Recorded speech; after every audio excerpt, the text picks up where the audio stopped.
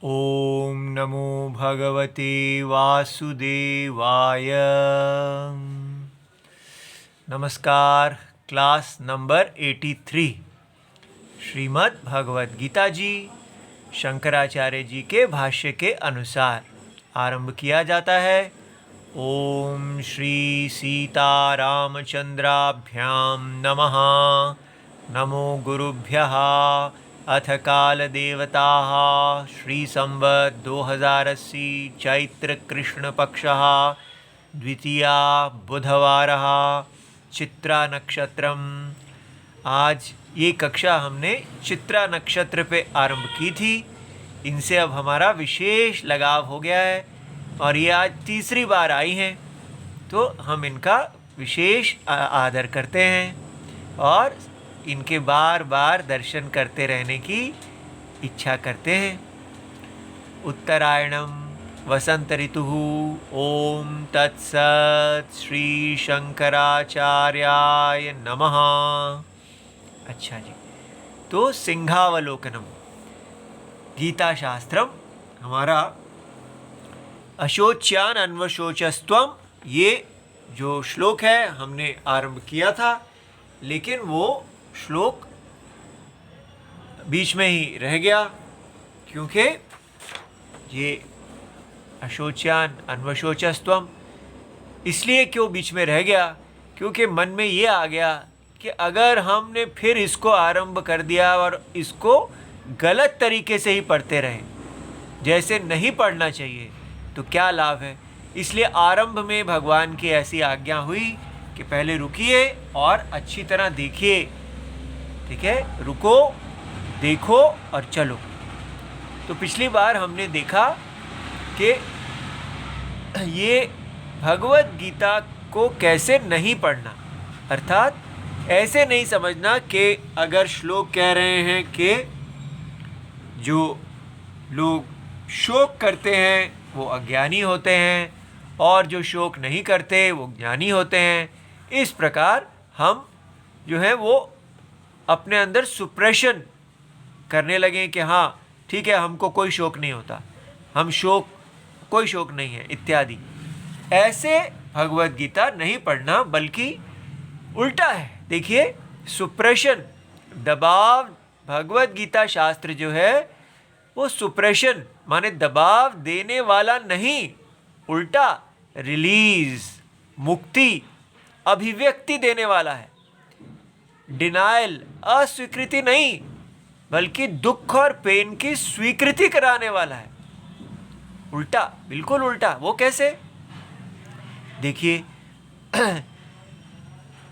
ये जो हम कैसे जी रहे हैं, हम संसार में जब दुख को देखते हैं तो हम उसको दबा देते हैं। हम कहते हैं नहीं नहीं, कोई दुख नहीं है, क्योंकि अगर हम दुख को स्वीकार करेंगे तो हम बैठ ही जाएंगे। हमें भागते रहना है, हमें जीतना है, और हर समय हमारे लिए ये जीवन एक स्ट्रगल है। तो इसलिए सदा हमारे पास और कोई तरीका ही नहीं है कि हमें डिनायल, दुख को अस्वीकार करना है और एक अपने आप को जोश दे के आगे बढ़ते रहना है। किंतु ये देखिए कि कैसे स्वयं भगवान ऐसा कह रहे हैं कि देखिए, ये भगवत गीता में भगवान ऐसा कह रहे हैं कि ये देखिए, ये श्लोक 8वें अध्याय का 15वां श्लोक है और इसमें भगवान ऐसा कह रहे हैं। इसको हम देखते हैं क्या कह रहे हैं भगवान। ये देखिए, मामुपेत्य पुनर्जन्म दुःखालयमशाश्वतम् नाप्नुवन्ति महात्मानः संसिद्धिं परमां गताः। ये देखिए, मुझको प्राप्त होकर दुःखालयम, दुखों के घर, अशाश्वतम, क्षणभंगुर, ये संसार, ये जगत पुनर्जन्म को नहीं प्राप्त होते। ठीक है। सो इसलिए जो परम सिद्धि अर्थात मोक्ष को प्राप्त हो जाते हैं, जो महाजन हैं, विशेष लोग, वो जो भगवत गीता के फल को प्राप्त कर लेते हैं, वो अब ये बताइए, ये जो संसार है, ये जो जगत जिसमें हम रहते हैं, भगवान क्या कह रहे हैं? भगवान कह रहे हैं, ये इसका डिस्क्रिप्शन देखिए, ये कैसा लोक है? दुखालयम, दुखों का घर, और अशाश्वतम, हर क्षण भंग होने वाला। आप जो कुछ भी इस जगत में बनाते हैं, इस जगत का स्वभाव ये है कि ये क्षण में भंग हो जाता है। इसका सुख, जो सुख आप इकट्ठे करते हैं, स्थितियों को इकट्ठा करते हैं, हर क्षण वो सुख भंग हो जाता है। ये इसका स्वभाव ही अशाश्वत है। अब बताइए, क्या भगवान पॉजिटिव थिंकर हैं या नेगेटिव थिंकर हैं? ऐसा बोल रहे हैं कि ये संसार दुखालयम है। तो जब हम भगवत गीता को पढ़ते हैं, इस शास्त्र को पढ़ते हैं, तो हमें समझ में आता है कि हमें स्वीकार करना चाहिए कि ये संसार का नेचर, इस संसार का स्वभाव ही दुखालयम। जब हम जान लेते हैं कि ये जिस जगह पर हम बैठे हैं उसका नाम है दुखों का घर, तो फिर यहाँ पर हमें कंप्लेंट का कोई मतलब नहीं है। ठीक है। ये जो स्थान है, ये दुखों का घर है। तो फिर अगर ये दुखों का घर है, तो फिर दुख को डिनाई क्यों करना? क्यों कहना कि मुझे दुख नहीं है? पॉजिटिव थिंकिंग क्या कर लेगी? ठीक है। जब हम स्वीकार करते हैं कि मुझे यहाँ दुख है, तो हमको चैन आता है। उसी दुख को दबाते रहते हैं कि नहीं नहीं, मुझे कोई दुख नहीं है, आई एम हैप्पी, मैं तो बड़ी ऊंची स्पिरिट्स में हूँ, सब अच्छा है, सब अच्छा है, ऐसे बोलते रहते हैं। पॉजिटिव वाइब्स दो। ये सब क्या आजकल चल रहा है? इसलिए यहाँ ये बताया जाता है कि ये जो इसको मृत्युलोक, मर्त्यलोक कहते हैं, इस लोक का स्वभाव ही मृत्यु है। अब बताइए, इसको स्वीकार करना नेगेटिव थिंकिंग है क्या? इसलिए ये भगवत गीता शास्त्र हमको स्वीकार, डिनायल, फैक्ट की, सत्य की डिनायल करने की कोई आवश्यकता नहीं है। और इसलिए हम जो यहाँ पर ब्लेम, उसने मुझे दुख दिया, इसने मुझे दुख दिया, किसी ने हमें दुख नहीं दिया। इस संसार का स्वभाव ही दुखम है। ठीक है। तो जो व्यक्ति ये जान जाता है कि यह इस संसार का स्वभाव दुखम क्यों है, क्योंकि ये संसार जो है, यहाँ पर ये सत्य नहीं है। सत्य से जब आप हट जाएंगे तो आप दुख में आ जाएंगे, क्योंकि ये स्थिति आपकी है ही नहीं। इसको बोलते हैं अस्वस्थता, स्वस्मिन स्थिति, अपने आप में, अपने सत्य में स्थिति होने को ही सुख कहते हैं। इसलिए आत्मा, हम अपने स्वरूप में होंगे तो हमें आनंद, सुख मिलेगा। अब हम अनंत हैं, आनंद स्वरूप आत्मा है, और कैसे हम एक शरीर बन के भोगों के आश्रित हो गए हैं, और वो भोग भी हमारे कर्म के फलों के पे आश्रित हैं। इसलिए दृष्ट जगत है, अदृष्ट जगत है, और इन भोगों की दास्ता करते करते हम जी रहे हैं। तो ये कैसे सुखम हो सकता है? यहाँ दुखम है ये जगत। इसलिए ये बात हमको जब स्वीकार होता है कि इस जगत को सुख लोक बनाने की कोई आवश्यकता नहीं है, इस संसार में इसका, इसलिए यहाँ दुखों को सहन करना सीखना है। यहाँ पर हर प्रकार के आध्यात्मिक अंतर मन से दुख आएगा, और देवताओं से, हमारे कर्मफल से दुख आएगा, और यदि भौतिक बाहर जो जगत से दुख आएगा। 3 प्रकार के दुख कहे जाते हैं। तो इस प्रकार ये संसार में जो जो कष्ट यहाँ रहता है, तो उसको क्या कहा जाता है? आप इसको सहन कर लो, क्योंकि ये दुखालय है। लेकिन इसका एंटीडोट है कि आप इसको बाधित कर सकते हैं, ये अज्ञान के कारण है। वास्तव में आप आनंद स्वरूप हैं। इसलिए जब व्यक्ति ये बात समझता है, उसको समझ में आता है कि ये जो पूरा संसार है ये कौन है। ये पूरा संसार साक्षात आत्मा, जगत का आत्मा आप ही इस पूरे संसार के रूप में है। लेकिन ये संसार माया है, ये संसार इसके साक्षी को स्पर्श नहीं करता।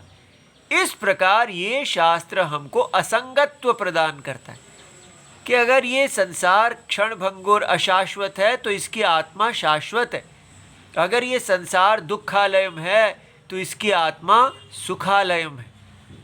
इस प्रकार हम परमात्मा में, अपने स्वरूप, अपने सत्य में जब शरण लेते हैं तो हम अपनी इम्परफेक्शंस, अपने दोषों को स्वीकार कर लेते हैं। हमें कोई आवश्यकता नहीं है हर समय अपने आप को कहने के लिए कि मेरे में दोष नहीं है, क्योंकि इस संसार में अगर हम अपने दोषों को स्वीकार करेंगे तो हम मर जाएंगे। लेकिन अगर हम ये स्वीकार कर लेते हैं कि ये तो हमारा स्वभाव ही नहीं है, स्वरूप नहीं है, इसीलिए यहाँ पर जो इतना झगड़ा मार काट है आगे निकलने के लिए, प्रतिस्पर्धा के लिए, क्योंकि हम यहाँ सुखी होना चाहते हैं और हम कहते हैं दूसरा मेरे से आगे निकल गया, मेरे साथ अन्याय हुआ। लेकिन हमें ये शास्त्र सिखाता है कि ये न्याय अन्याय ये सब व्यक्ति सहन कर ले। ठीक है, जो भी चीज़ बिना ज़्यादा मार धाड़ किए आपको मिल जाती है उसमें संतोष कर लो। अपने कर्मों के फल से संतोष करो, चाहे वो आपको प्रिय हैं या नहीं है। जिसमें जो परिस्थिति मिल जाए उसमें संतोष करके आत्मज्ञान की तरफ ध्यान दिया जाए, धर्म की तरफ ध्यान दिया जाए, ना कि प्रतिस्पर्धा, आगे बढ़ना, ड्रीम्स। जैसे आजकल भारत में शिक्षा दी जा रही है, ये शिक्षा उसके बिल्कुल विरुद्ध है। ये व्यक्ति को रिलैक्स करवाती है। आप जिस भी परिस्थिति में हैं आप आराम करिए, और उस आराम से कुछ भी यहाँ पर लॉस और गेन नहीं है। यहाँ बड़ा क्या प्राप्त कर लेना है, बड़े ऊंचे ऊंचे पद, बड़ा ऊंचा ऊंचा धन, उससे क्या मिल जाएगा। केवल जो आपका धर्म है, इस यज्ञ में जो आपका स्थान है, ऊंचा है नीचा है, सब उसको स्वीकार कर लो। और जो भी दुख आते जाते हैं उसमें अपने आप को सम बनाते हुए, दुख भी और सुख भी, ना सुखों में ज़्यादा ऊंचे उड़ें और ना दुखों में नीचे गिरें, सम अवस्था में रहते हुए शांत इस संसार को आराम से धीरे धीरे आनंद से भगवान का प्रसाद समझ के जिए, भगवान के साथ प्यार करते हुए और सदा कर्तव्य में निष्ठ होते हुए। कोई भी यहाँ पर हमारा किसी चीज़ के पीछे भागने की कोई आवश्यकता नहीं है। इस प्रकार ये बात हमको बताई जाती है। अब देखिए दूसरा श्लोक देखिए, अनित्यम असुखम लोकम। ये 9वें अध्याय का 33वां श्लोक है। स्वयं भगवत गीता में भगवान इस जगत के बारे में क्या कह रहे हैं आप स्वयं देख सकते हैं कि वो तो कम से कम गलत सोच करने वाले नहीं होंगे ना। तो भगवान ऐसा देखिए क्या कह रहे हैं, अनित्यम असुखम लोकम इमं प्राप्य भजस्व माम। सो हमको पहले स्वीकार करना है कि ये जो जगत है इसका स्वभाव क्या है, अनित्यम असुखम लोकम। जब हम इसको स्वीकार करते हैं कि ये संसार अनित्यम है तो फिर कंप्लेंट नहीं करते। मेरे पति ने मुझे दुख दिया, मेरी पत्नी ने दुख दिया, मेरे बच्चों ने दुख दिया, या मैं ही इतना इम्परफेक्ट हूँ, हमें अपने ही गुणों से मुझे आगे बढ़ना है, इतना हम अपने आप को टैक्स करते हैं। लेकिन जब भगवान बता रहे हैं कि ये संसार ही असुखम है, तो ऐसा जान के सारे झगड़ों को छोड़ के भजस्व माम, मेरी तरफ ध्यान दो। ठीक है, मेरी तरफ ध्यान दो का अर्थ क्या है, सत्य आत्मा की तरफ ध्यान दो, यज्ञ की तरफ, अपने कर्तव्य जो आत्मा का कर्तव्य है, देह की प्लस माइनस की तरफ ध्यान नहीं दो। ये देह जो है ये अपने प्लस माइनस के कारण दुख और सुख को प्राप्त होती ही रहेगी, ये इसका स्वभाव है। इसलिए भगवत गीता को पढ़ने के बाद आपको आराम मिलना चाहिए। जैसे आजकल हम लड़कियों को कहते हैं कि आप लड़की होना ही जैसे गलत बात है। लड़कियां नाजुक नहीं हो सकती हैं, उनको हमेशा टफ बनना है, वो डर नहीं सकती हैं, उनको डरना ही नहीं है। लेकिन शास्त्र में क्या कहते हैं कि स्त्री की उपाधि में ही भय है, उसको डर लगता है, उसको डर लगने दो, कोई बात नहीं, उसका स्वभाव ही डरना है, ठीक है। अगर वो डर जाती है तो उसमें उसका कोई दोष नहीं है। जैसे एक कबूतरी आती है पानी पीने के लिए, उसका शरीर में बहुत डर है, लेकिन कबूतर आता है तो वो एकदम गोल गोल घूमता है। तो इसलिए नारी की उपाधि का एक स्वभाव है, उसको जब वो स्वीकार कर लेती है कि हाँ मुझे असुरक्षा होती है इस शरीर में, नारी का शरीर ही ऐसा है, ठीक है, तो उस असुरक्षा को आप उसको सुरक्षा दीजिए, लेकिन उसको धक्के मार के पुरुष बनाने की कोशिश ना कीजिए। और पुरुषों को हम हर समय कहते रहते हैं कि आप लड़की नहीं हैं, आप एकदम टफ बनिए। दोनों को टफ बनाने की कोशिश कर रहे हैं। दोनों जो हैं वो दुख को प्राप्त होते हैं, दोनों को रिलैक्स करने दें। कोई आवश्यकता नहीं है इतना कंपटीशन की, इस संसार में आगे बढ़ने की। तो फिर क्या करें, हम पीछे रह जाएं? नहीं, अपने यज्ञ स्थान को देखें, अपने धर्म में रहें और अपने भगवान के लिए कार्य करें, प्रेम से कार्य करें। इससे बहुत रिलैक्सेशन होगी। कोई साइकोलॉजिस्ट की हमको आवश्यकता ही नहीं है। हमारे राम जी हमारे सबसे अच्छे साइकोलॉजिस्ट हैं। उनसे प्यार करते करते आराम से जो मिल जाता है, प्लस आता है माइनस आता है, उस दोनों को स्वीकार करते हुए आराम से जिए, ठीक है। तो इस प्रकार ये हमको इतना समझ में आ गया कि ये 2 श्लोकों का उदाहरण देके आपको बता दिया गया कि इस संसार को दुख रूप देखना नेगेटिव थिंकिंग नहीं है। ये जो लोग हमें कहते हैं सेलिब्रेट लाइफ, जीवन को एक उत्सव बनाओ, और यहाँ तो कोई उत्सव बनाने के लिए नहीं कहा जा रहा, यहाँ तो कहा जा रहा है ये जीवन दुखम है, इसको उत्सव नहीं बनाना, भगवान को याद करना। अगर आप उत्सव बनाते रहेंगे जीवन को तो फिर कब सत्य की तरफ कब मुड़ेंगे। ये संसार वैराग्य के लिए है। देखिए नानक जी क्या कहते हैं, ये नानक दुखिया सब संसार, सो सुखिया जिन नाम आधार। अर्थात पहले ये देखें कि इस संसार में आप कुछ भी प्राप्त कर लो, चाहे अंबानी बन जाओ या कुछ भी बन जाओ, आप ये नानक दुखिया सब संसार, ये सारा संसार में हर व्यक्ति दुखी ही है, और बस वही सुखी है जिसके लिए भगवान की शरण, जो भगवान को पुकारता है। नाम आधार का अर्थ ये नहीं ले लेना कि सब स्वधर्म आदि छोड़ के वो भाई केवल नाम ही जपता रह जाता है और बस बाकी भगवत गीता आदि कुछ नहीं पढ़ता, ऐसा नहीं। वो राम जी को पुकारता है, उनकी शरण लेता है और उनके दिखाए हुए मार्ग पे चलता है, ठीक है। इस प्रकार ये सब हमारे इस संस्कृति को हमें रिलैक्स करता है। हमें को कहते हैं नहीं नहीं ये सब मायावादी है, ये तो लाइफ का डिनायल है, लाइफ एंजॉय करने के लिए है, ये क्या माया है, यहाँ कोई माया नहीं है, ऐसा नहीं कहना। जब हम इस जगत को माया देखते हैं तभी हम इसको एंजॉय कर पाते हैं, हम इसमें रिलैक्स होंगे तो हम आराम से जिएंगे। लेकिन अगर इसको कंज्यूम करने के लिए पागल होंगे तो इसमें हम धर्म का पालन करने से ही सुख मिलता है, ठीक है। इसलिए इस संसार में जो धर्म का पालन करेगा और शांति से जिएगा उसको सुख मिलेगा, ठीक है। ये देखिए 1911 में एक कविता लिखी गई जो कहती है, अब देखिए 100 साल निकल गए उसको। What is this life if full of care? We have no time to stand and stare. ये जीवन क्या है यदि ये केवल यत्न ही यत्न है, केवल आगे बढ़ने के लिए, भोग करने के लिए, केवल प्रयत्नात्मक। हमारे पास कोई समय ही नहीं है कि हम इस भागती हुई दौड़ में रुक जाएं और पल भर देखें। क्या देखना चाहते हैं कवि? No time to see when woods we pass, where squirrels hide their nuts in grass. कहीं कोई समय नहीं है।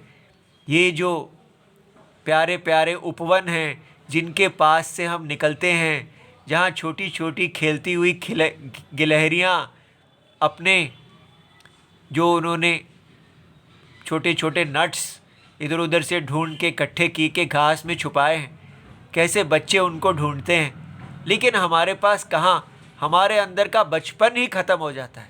आजकल बच्चों में ही बचपन नहीं है तो बड़ों में क्या बचपन होगा। ठीक है, इसलिए कवि अंत में कहते हैं, a poor life this is full of care, we have no time to stand and stair.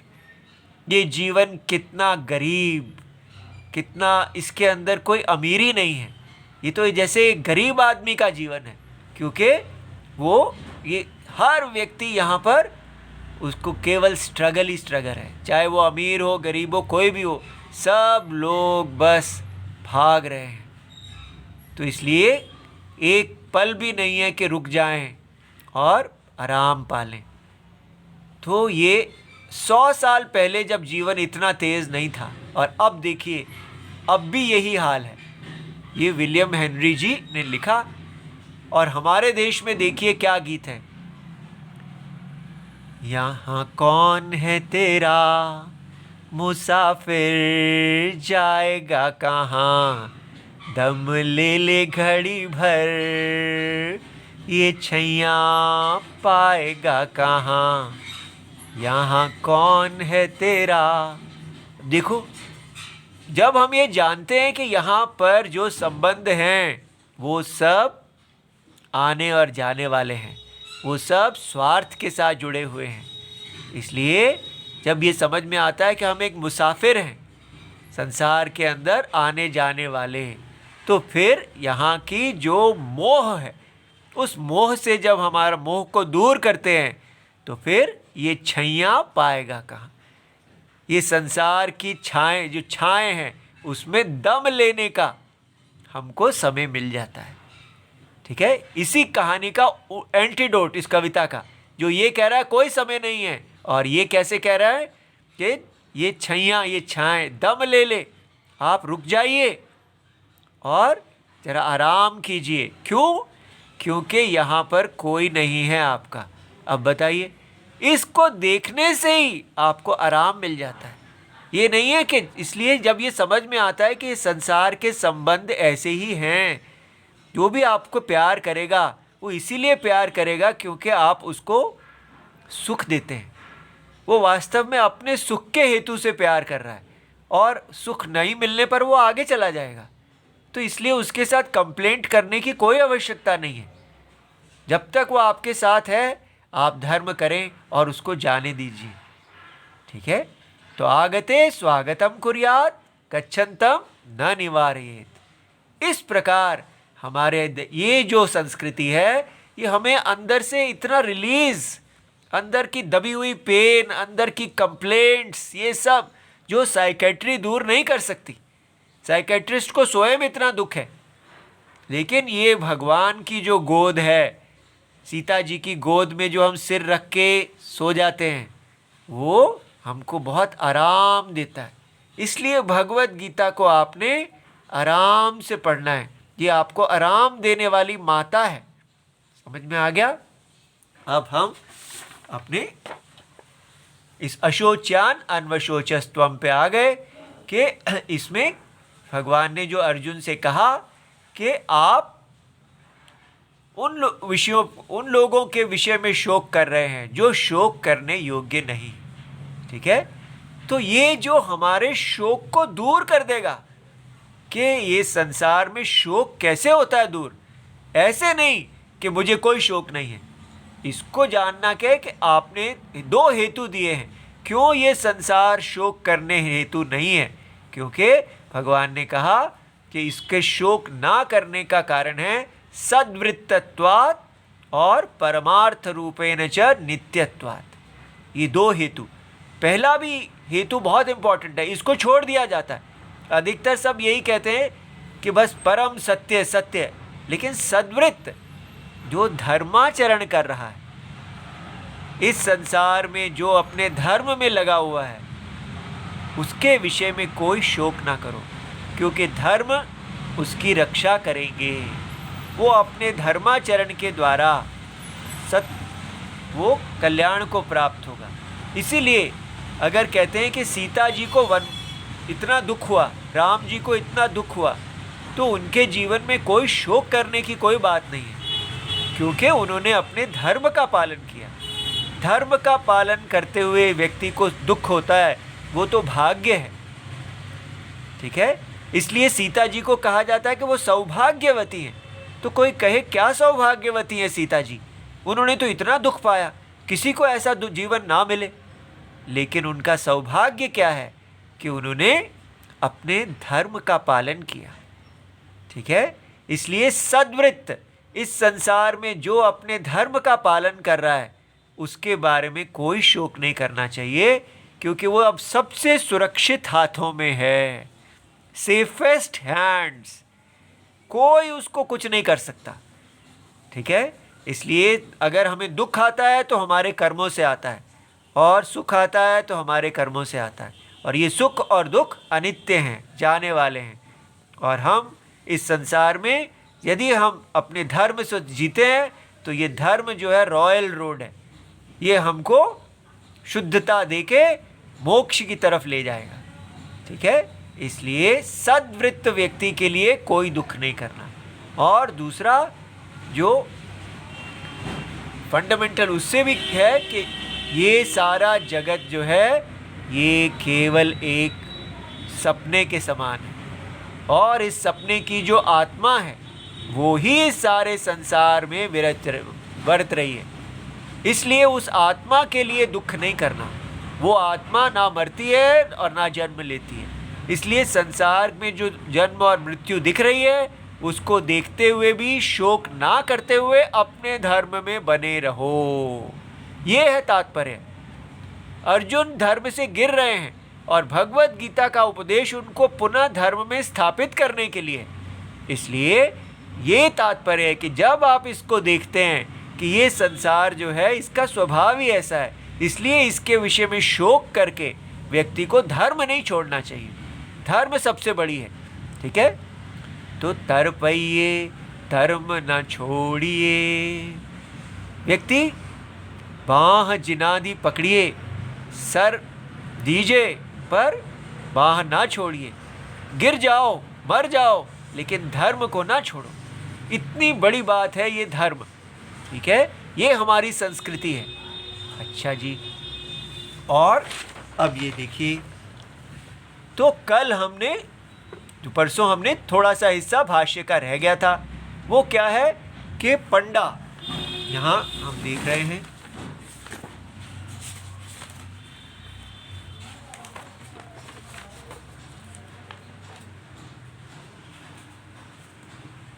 कहाँ चला गया,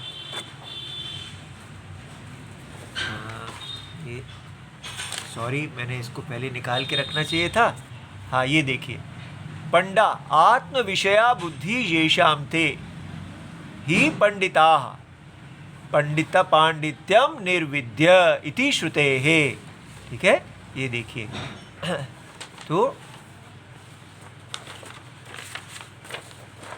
ये पंडित शब्द का क्या अर्थ है, क्योंकि भगवान ने कहा नानुशोचन्ति पंडिताः, तो पंडित शब्द को आत्मज्ञाः, जो आत्मा को जानने वाले हैं उनको पंडित कहा। तो जैसे ब्राह्मणों को हम पंडित जी कहते हैं, वो इसीलिए कहते हैं क्योंकि वो वेद में बताई हुई आत्मा को जानने वाले होने चाहिए। तो अब ये देखिए, पंडा का क्या अर्थ है, आत्म विषया बुद्धि ही येषाम, जिनके पास आत्मा को विषय करने वाली बुद्धि है, आत्मज्ञानम, उनको पंडित कहते हैं। ऐसा वेद में भी कहा गया है, पांडित्यम निर्विद्य, बृहदारण्यकोपनिषद में ये श्रुति है। फिर परमार्थतः तु नित्यान अशोच्यान अनुशोचसी अतः मूढ़ा असी इति अभिप्राय।